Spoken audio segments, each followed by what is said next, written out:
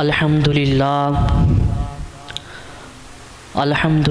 نحمدہ ونستعینہ ونؤمن بہ ونتوکل علیہ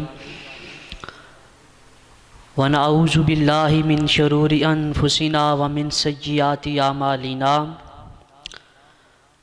من یہدہ اللہ فلا مضل له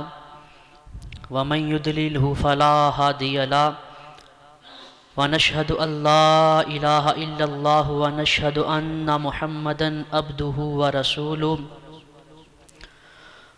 قال اللہ تبارک و تعالی فی القرآن المجید والفرقان الحمید اعوذ باللہ من الشیطان الرجیم بسم اللہ الرحمن الرحیم انا نحن نزلنا الذکر وانا لہ لحافظون صدق اللہ العظیم وصدق رسولہ النبی الکریم الامین الرؤوف الرحیم ونحن علی ذالک لمن الشاہدین والشاکرین والحمد للہ رب العالمین قال اللہ تبارک و تعالی علی مقام آخر فی شان حق حبیبہ مخبرا و آمرا ان اللہ وملائکتہ یصلون علی النبی یا ایہا الذین آمنوا صلوا علیہ وسلموا تسلیما الصلاۃ والسلام علیک یا رسول اللہ وعلی آلک واصحابک یا حبیب اللہ الصلاۃ والسلام علیک یا رسول اللہ وعلی آلک واصحابک یا رحمتا للعالمین۔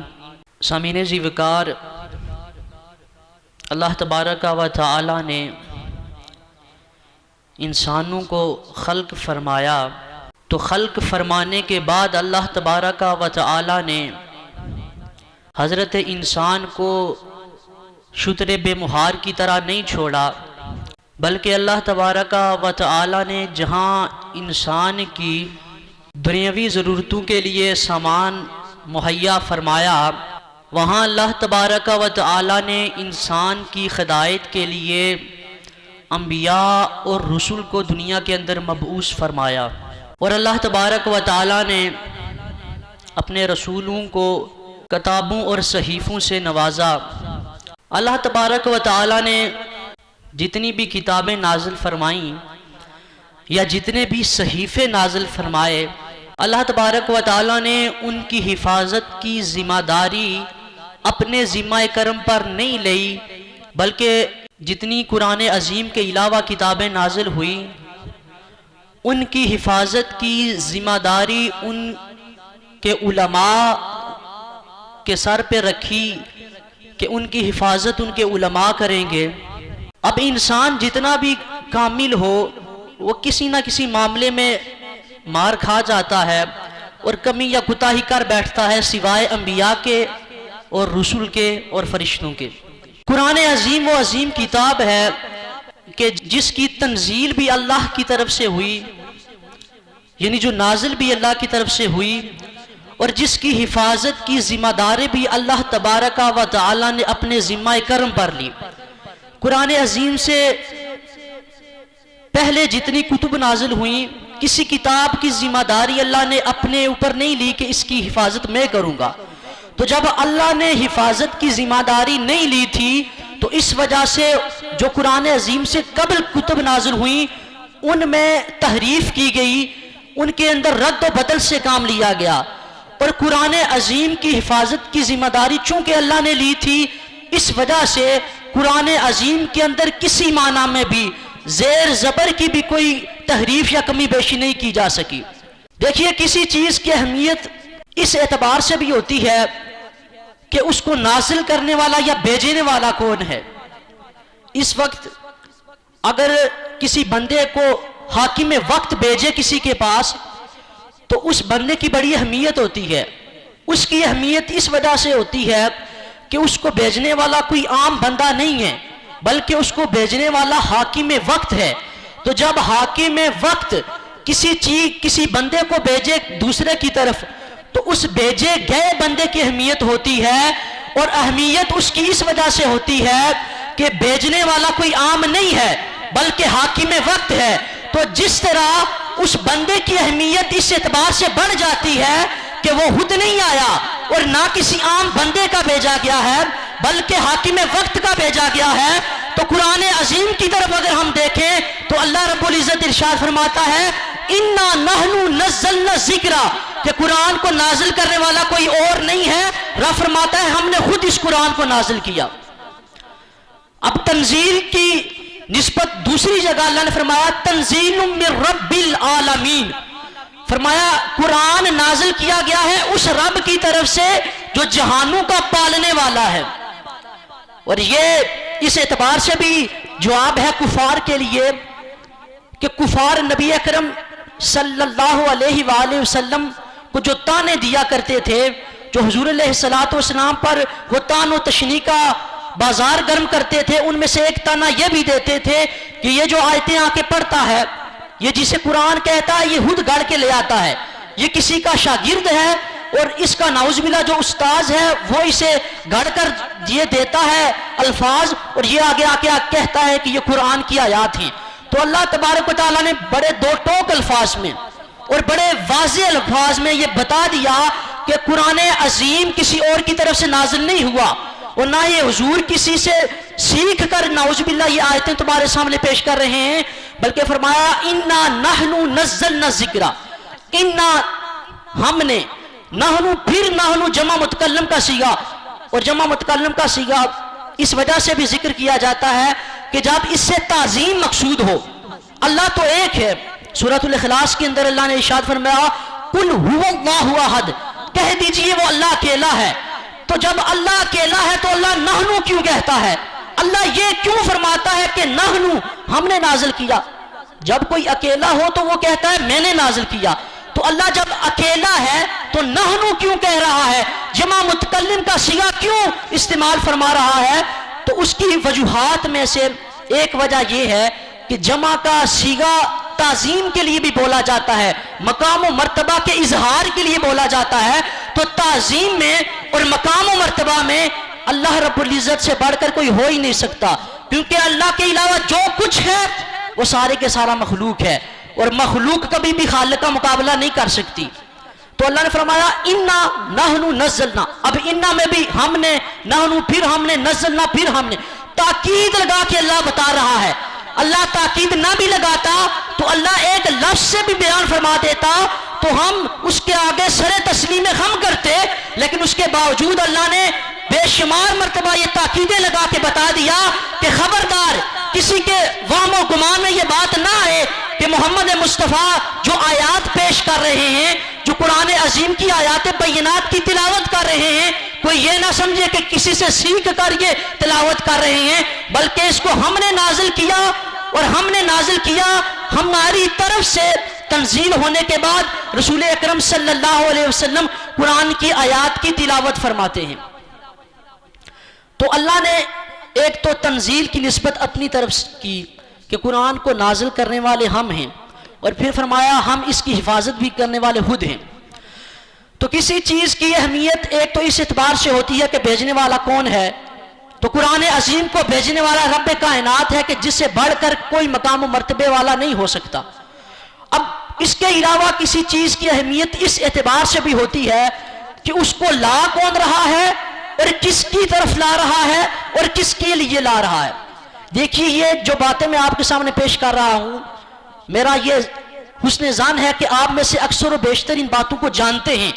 لیکن میں اس لیے یہ باتیں کر رہا ہوں کہ قرآن عظیم سے ہم جو دور ہو رہے ہیں اس کی ایک وجہ یہ بھی ہے کہ قرآن کا جو مقام و مرتبہ ہے، قرآن کی جو حیثیت ہے وہ ہماری نظروں سے اوجھل ہو چکی ہے۔ ہم قرآن عظیم کو اس پیرائے میں نہیں لیتے کہ قرآن اللہ کی طرف سے نازل ہونے والا ہے، ہمارے ذہن اور گمان میں یہ پختہ نہیں ہوا۔ شاید اگر یہ پختہ ہو جاتا کہ قرآن اللہ کی طرف سے نازل ہوا ہے تو مجھے بتائیے کہ اگر آج کے دور میں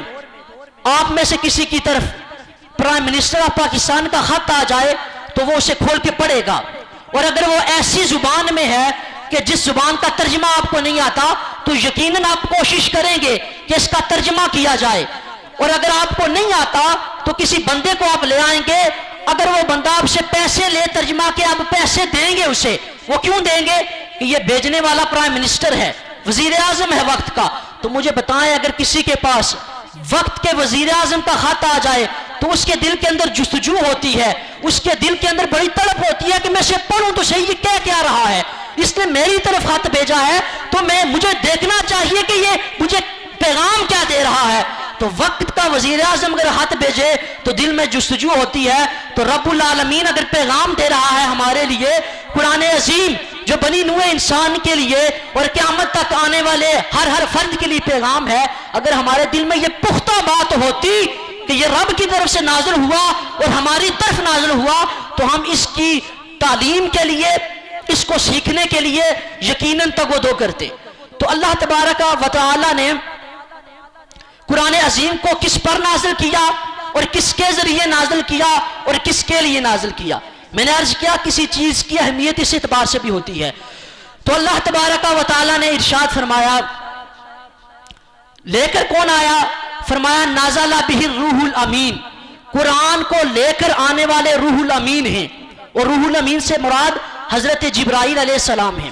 اور نازل کس پر ہوا؟ اللہ نے فرمایا ہم نے اس قرآن کو نازل کیا علی قلبک، آپ کے دل اقدس پہ ہم نے نازل کیا۔ کس کو؟ قرآن کو۔ اب جو قرآن لے کر آیا روح الامین حضرت جبرائیل، اس کی یہ شان ہے کہ فرشتوں میں سے سب سے بلند مقام و مرتبہ جس فرشتے کا ہے وہ حضرت جبرائیل ہے، سید الملائکہ حضرت جبرائیل۔ اور جس پر نازل ہوا اس کی یہ شان ہے کہ اللہ تبارک و تعالی نے معراج جب کرائی تو مسجد اقصیٰ کے اندر انبیاء اور رسل کی امامت کا شرف جس کو نازل کی عطا فرمایا، وہ ہستی حضرت جناب محمد مصطفیٰ صلی اللہ علیہ وسلم کی ہستی تھی۔ اب دیکھیے لے کر آنے والے روح الامین حضرت جبرائیل، اور ان کا کیا سٹیٹس ہے، ان کی کیا حیثیت ہے، ان کا کیا مقام و مرتبہ ہے کہ فرشتوں میں سے سب سے بلند مرتبے پہ حضرت جبرائیل ہیں۔ اور جن کے اوپر لے کر آئے قرآن، جن پر قرآن نازل ہوا، ان کے بارے میں رب فرماتا ہے وَمَا أَرْسَلْنَاكَ إِلَّا رَحْمَةً لِّلْعَالَمِينَ، فرمایا تنزیل من رب العالمین، قرآن نازل ہوا جہان والوں کے رب کی طرف سے، قرآن نازل ہوا رب العالمین کی طرف سے، اور جس پر نازل ہوا رب اسے فرماتا ہے آپ کو ہم نے رحمۃ للعالمین بنا کر بھیجا۔ تو رب العالمین کی طرف سے رحمت للعالمین کے اوپر قرآن نازل ہوا، اور لے کر آنے والے کون ہیں؟ حضرت جبرائیل امین علیہ السلام۔ اور جس قوم کے لیے لے کر آئے، جس امت کے لیے قرآن نازل ہوا، اس امت کا کیا مقام ہے؟ اللہ فرماتا ہے کنتم خیر امت اخرجت للناس تأمرون بالمعروف وتنہون عن المنکر۔ جس امت کے لیے اور جس قوم کے لیے قرآن نازل کیا گیا، اللہ اس کو فرماتا ہے تم بہترین امت ہو۔ کیوں بہترین ہو؟ اس کی وجہ بھی بیان فرمائی کہ تأمرون بالمعروف وتنہون عن المنکر، تم بہتر اس لیے ہو کہ نیکی کا حکم دیتے ہو اور برائی سے منع کرتے ہو۔ اب ایک بات یہ ذہن نشین کر لیجئے کہ اللہ نے نبی علیہ الصلوۃ والسلام کی امت کو فرمایا کہ تم بہترین امت ہو، اللہ نے اپنے محبوب کی امت کو فرمایا تم بہترین امت ہو، تو ساتھ اللہ نے وجہ بھی بیان فرمائی کہ کس وجہ سے بہتر ہو۔ فرمایا اس وجہ سے بہتر ہو کہ تأمرون بالمعروف وتنہون عن المنکر، تم نیکی کا حکم دینے اور برائی سے منع کرنے کی وجہ سے بہترین امت ہو۔ تو اس سے کیا پتا چلا؟ اسے پتا چلا کہ ہم تب تک بہترین امت ہیں جب تک ہم امر بالمعروف اور نہی عن المنکر کا فریضہ سر انجام دیتے رہیں گے۔ اگر ہم نیکی کا حکم نہیں دیتے اور برائی سے منع نہیں کرتے تو جو وجہ تھی خیر امت کی، جو وجہ تھی بہترین امت کی، وہ وجہ تو ہم نے چھوڑ دی۔ تو اگر ہم نیکی کا حکم دیں گے اور برائی سے منع کریں گے تو ہم بہترین امت کہلائیں گے، اور اگر ہم نیکی کا حکم نہیں دیتے اور برائی سے منع نہیں کرتے تو ہم بہترین امت نہیں ہیں۔ اس لیے کہ اللہ نے یہ وجہ بیان کی کہ بہترین امت اس وجہ سے ہو کہ نیکی کا حکم دیتے ہو اور برائی سے منع کرتے ہو۔ اگر ہم خود ہی برائی کے اندر دھنس چک گئے اور اگر ہم ہی برائیوں کا ارتکاب کرنے لگ گئے تو پھر کوئی یہ نہ سمجھے کہ برائی کرنے کے باوجود بھی ہم بہتر رہیں گے، نہیں، تب تک بہتر ہیں جب تک نیکی کا حکم اور برائی سے منع کرتے رہیں گے۔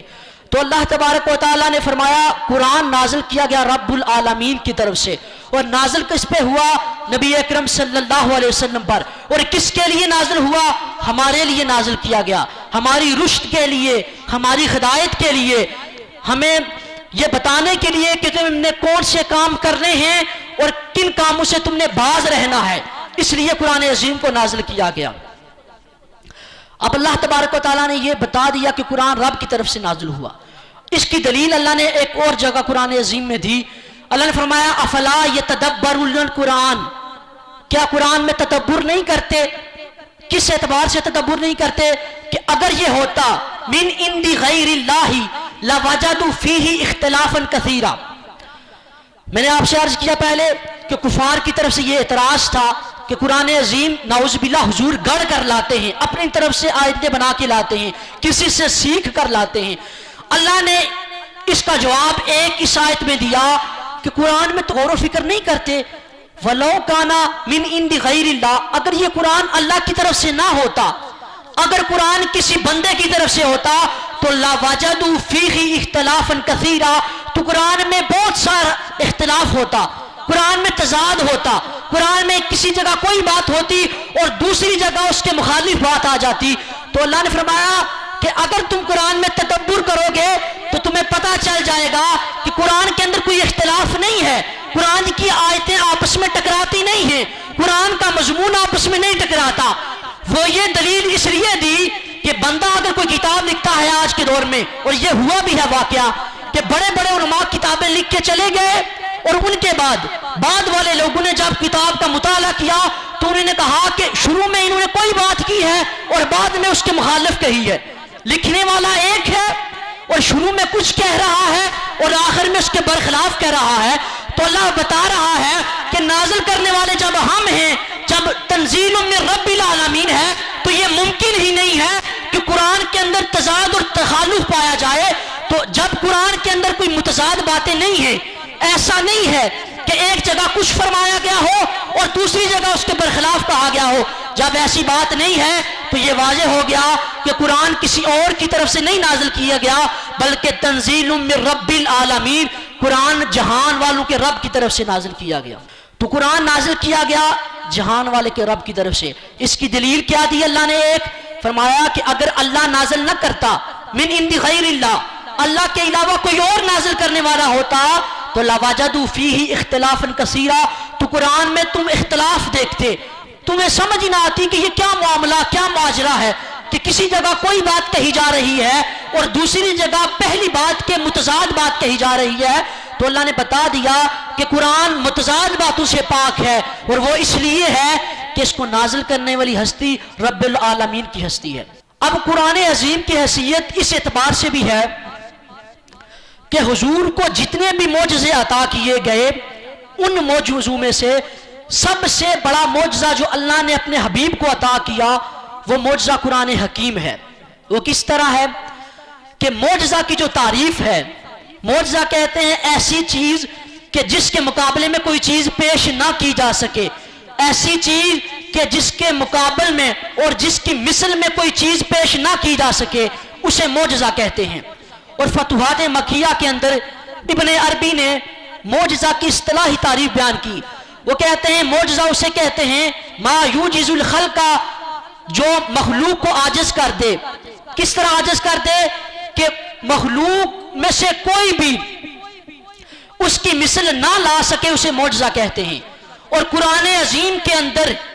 معجزہ کی تعریف کے جتنے بھی معنی ہیں وہ سب سے زیادہ قرآن عظیم کے اوپر صادق آتے ہیں۔ وہ کس طرح صادق آتے ہیں؟ میں نے عرض کیا کہ معجزہ اسے کہتے ہیں کہ جس کے مقابلے میں اس کی طرح کی چیز نہ پیش کی جا سکے۔ قرآن عظیم جس وقت نازل ہو رہا تھا، اس وقت کی جو قوم تھی، جو عرب تھے، ان کو اپنی زبان پہ بڑا ناز اور بڑا گمنڈ تھا۔ چونکہ ان کی مادری زبان ہی عربی تھی تو اس وجہ سے ان کو اپنی زبان پہ بڑا ناز تھا۔ ان کے اندر بڑے بڑے شعراء گزرے ہیں، اور ان کے اندر جو بچہ پیدا ہوتا تھا بچپن میں ہی فی البدی اشعار وہ کہا کرتا تھا۔ فی البدی کا مطلب ہے بغیر تیاری کے، یہاں پہ کھڑے تیاری نہیں کی، پہلے کسی جگہ کوئی بات ہو گئی تو بغیر تیاری کے جو اشعار کہے جاتے ہیں اسے فی البدی کہا جاتا ہے۔ تو عربوں کو اس قدر عربی پہ دسترس اور قدرت حاصل تھی کہ عربوں کے جو بچے تھے، بچے بھی فی البدی اشعار کہتے تھے، بغیر تیاری کے اشعار کہنے پہ عربوں کے بچے قادر تھے۔ عربوں کو بڑا گھمنڈ تھا اپنی شاعری پہ، اور بڑے بڑے شعراء تھے ان کے اندر۔ تو قرآن نازل ہوا اس قوم کے اندر کہ جس قوم کو اپنی فصاحت اور بلاغت پہ اور اپنی شاعری پہ اور اپنی زبان کے اوپر بڑا گھمنڈ تھا۔ وہ یہ کہتے تھے کہ ہم عرب ہیں، اور عرب کے علاوہ جتنے بھی لوگ ہیں وہ ان لوگوں کو عجمی کہتے تھے، یعنی گنگا کہتے تھے۔ وہ اس لیے کہتے تھے کہ وہ کہتے تھے کہ عربی پہ تو ہم قادر ہیں، تم لوگ عربی نہیں پڑھ سکتے، تمہیں عربی اشعار نہیں آتے، عربی کی فصاحت اور بلاغت سے تمہارا کوئی علاقہ اور واسطہ نہیں ہے۔ اس لیے وہ اپنے علاوہ جتنے بھی لوگ تھے ان کو عربی لوگ عجمی کہا کرتے تھے۔ اب دیکھیے اس قدر گھمنڈ تھا ان لوگوں کو اپنی زبان پہ۔ اب قرآن اس قوم کے اندر نازل ہو رہا ہے، اور جب قرآن نازل ہو رہا ہے تو اللہ تبارک و تعالیٰ نے یہ بتایا، فرمایا کہہ دیجئے لَإِنِ اجْتَمَعَتِ الْإِنسُ وَالْجِنُّ عَلَىٰ أَن يَأْتُوا بِمِثْلِ هَٰذَا الْقُرْآنِ لَا يَأْتُونَ بِمِثْلِهِ وَلَوْ كَانَ بَعْضُهُمْ لِبَعْضٍ ظَهِيرًا۔ قرآن نازل ہو رہا ہے اس قوم کے اندر کہ جس کو اپنی عربی پہ بڑا گھمنڈ ہے، بڑا تکبر ہے، بڑا ناز ہے، اس کے باوجود اللہ نے فرمایا حبیب کل ان لوگوں کو کہہ دیجئے،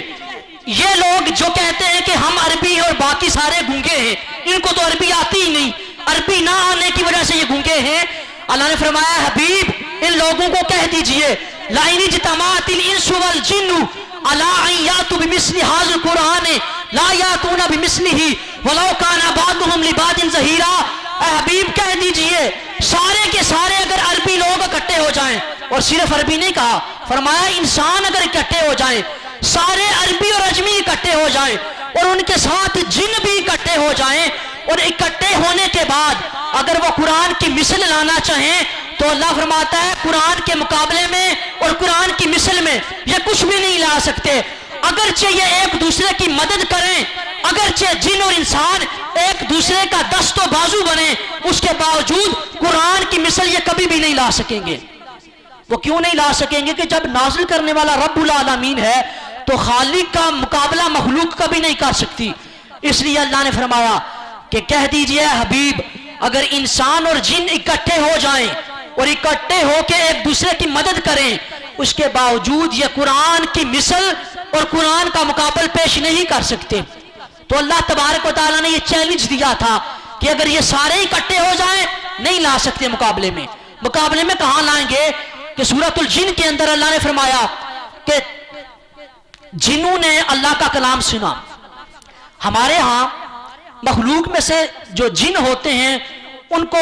بڑا مضبوط گردانا جاتا ہے، اور ہم میں سے اکثر لوگ جنوں سے ڈرتے بھی اس وجہ سے ہیں کہ وہ طاقتور ہوتے ہیں ہم سے اور لطیف اجسام ہوتے ہیں ان کے۔ سورۃ الجن کے اندر اللہ نے ارشاد فرمایا کہ جنوں کی ایک قوم حضور کے پاس آئی، انہوں نے قرآن جب سنا تو قرآن سننے کے بعد انہیں فرمایا اِنَّا سَمِعْنَا قُرْآنًا عَجَبًا يَهْدِي إِلَى الرُّشْدِ۔ انہوں نے کہا ہم نے بڑا عجیب کلام سنا، ہم نے قرآن کو سنا، اور وہ ایسا کلام ہے کہ جو ہدایت کی طرف رہنمائی کرتا ہے، جو سیدھے راہ کی طرف رہنمائی کرتا ہے۔ قرآن کو ایک مرتبہ جنوں نے سنا تو سننے کے بعد صرف قرآن پہ انہوں نے ایمان نہیں لایا، فآمنا بہی نہیں صرف کہا، ساتھ ساتھ انہوں نے یہ بھی کہا کہ ہم ایمان لا چکے ہیں، اور ایمان لانے کے بعد جب دوسرے جنوں کے پاس گئے تو قرآن عظیم کے داعی بن کر ان کے پاس گئے ہیں۔ ایک مرتبہ قرآن کو سنا، اور ایک مرتبہ سننے کے بعد جن قرآن پہ ایمان بھی لے آئے، اور صرف ایمان نہیں لایا، ایمان لانے کے بعد جب دوسرے جنوں کے پاس گئے ہیں تو ان کو بھی وہ ہدایت کی طرف دعوت دے رہے ہیں۔ تو ایک مرتبہ سننے کے بعد جن ایمان بھی لے آئے اور داعی قرآن بھی بن گئے۔ اور ہماری کیا حالت ہے؟ ہمارے ہاں قرآن کی آیتیں پڑھی جاتی ہیں، ہر نماز کے اندر قرآن کی تلاوت ہوتی ہے، فجر کے اندر جہری قرات ہوتی ہے، عشاء کے اندر جہری قرات ہوتی ہے، اس کے علاوہ ختموں میں بھی قرآن پڑھا جاتا ہے، لیکن ہمارے اندر وہ معاملہ نہیں پیدا ہوتا جو جنوں کے اندر پیدا ہوا۔ ہم انسان ہیں، اس کے باوجود جس طرح جنوں نے ایک مرتبہ قرآن سنا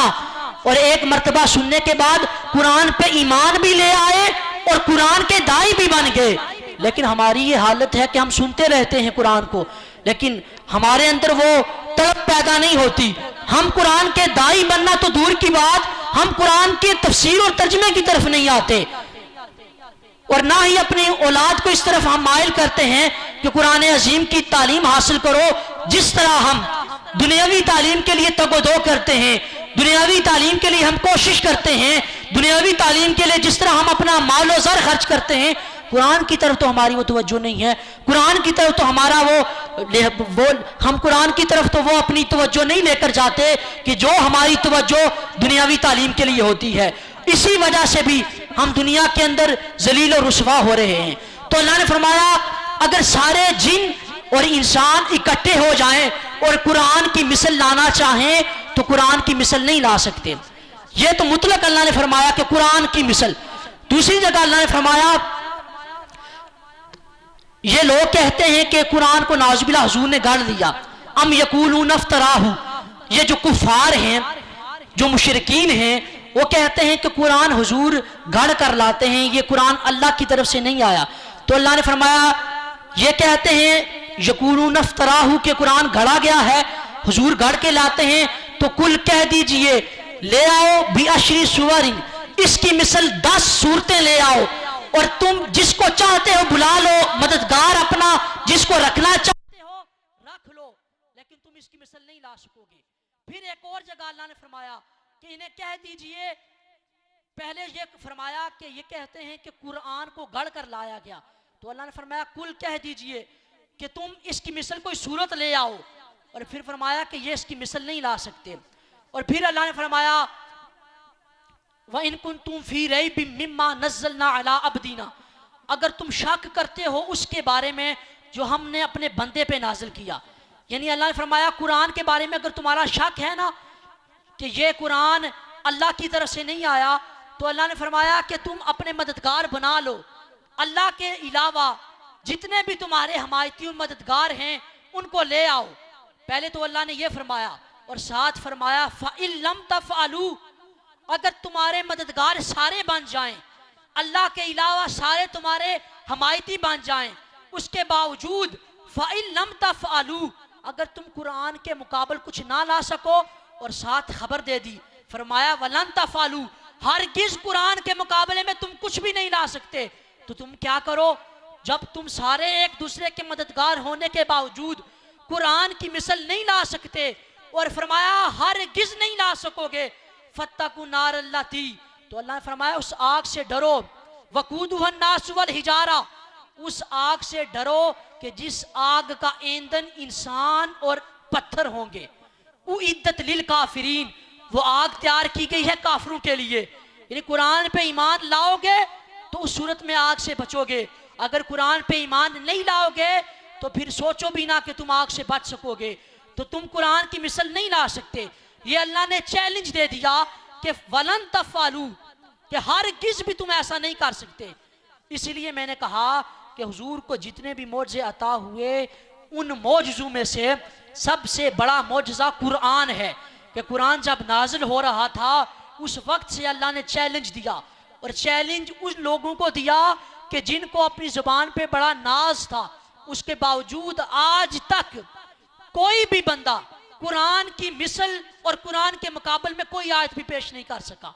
اور جن لوگوں نے کچھ کوشش بھی کی ہے، مسلمہ کذاب جیسے بدبختوں نے کوشش کی تھی کہ ہم قرآن کی مثل کچھ لے آئیں، اور کچھ لکھا بھی تھا انہوں نے، لیکن جو شعراء تھے انہوں نے یہ بڑا واضح طور پہ کہا کہ یہ جو قرآن کے مقابلے میں کہتے ہیں کہ ہم یہ مقابلہ کر رہے ہیں، یہ تو بڑا فضول سا شعر ہے، یہ تو بڑی فضول سی بات ہے کہ جو یہ کہہ رہے ہیں کہ قرآن کے مقابلے میں لے کر آئے ہیں. اور پھر جب سورۃ الکوثر نازل ہوئی، قرآن عظیم کی مختصر سی سورت نازل ہوئی، عربوں کا یہ طریقہ کار تھا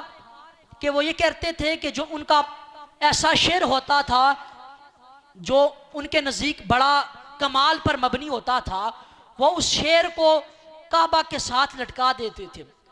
اور جب سورۃ الکوثر نازل ہوئی تو نبی اکرم صلی اللہ علیہ وآلہ وسلم نے اس سورت کو کعبہ کے ساتھ لٹکایا،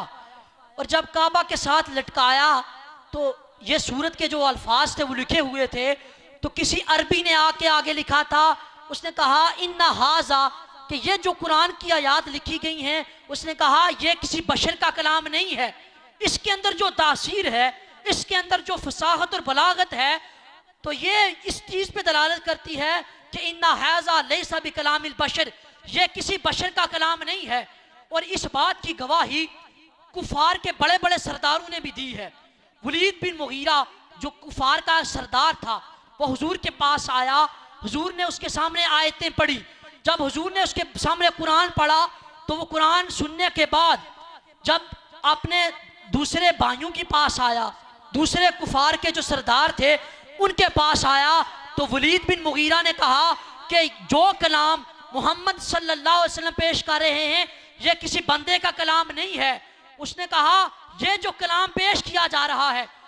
یہ کلام بندے کا نہیں ہے۔ کیوں؟ اس نے کہا جتنی عربی میں جانتا ہوں، جتنی کہانت میں جانتا ہوں، تم میں سے کوئی بھی اتنا بڑا عربی دان نہیں ہے، تم میں سے کوئی بھی اتنا عربی کو نہیں جانتا جتنا میں جانتا ہوں، اس لیے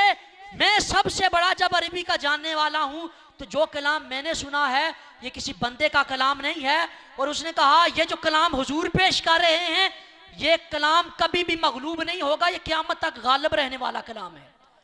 اس نے کہا سب سے بڑا شاعر میں ہوں، جتنی شاعری میں جانتا ہوں اتنی تم نہیں جانتے، تو جو کلام حضور پیش کر رہے ہیں وہ کلام کسی بشر کا نہیں ہے۔ اگر بشر کا ہوتا تو میں سمجھ جاتا، کیونکہ مجھے بڑی عربی آتی ہے اور کہانت میں مجھے بڑی دسترس ہے۔ تو اس لیے یہ قرآن عظیم کا مقام و مرتبہ ہے کہ حضور کو جتنے بھی معجزے عطا ہوئے